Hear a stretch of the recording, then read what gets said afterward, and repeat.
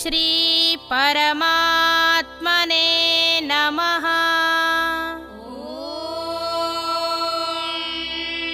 श्री परमात्मने नमः। श्रीमद्भगवद्गीता श्रीमद्भगवद्गीता अथ षष्ठोऽध्यायः। अथ षष्ठोऽध्यायः।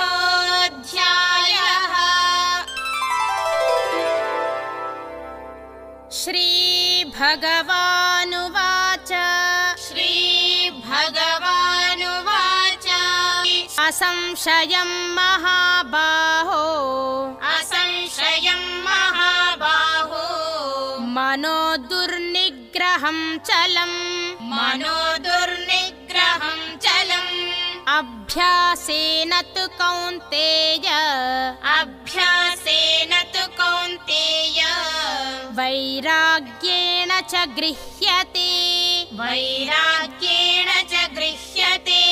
ॐ तत्सदिति ॐ तत्सदिति श्रीमद्भगवद्गीतासु श्रीमद्भगवद्गीतासु उपनिषत्सु ब्रह्मविद्यायां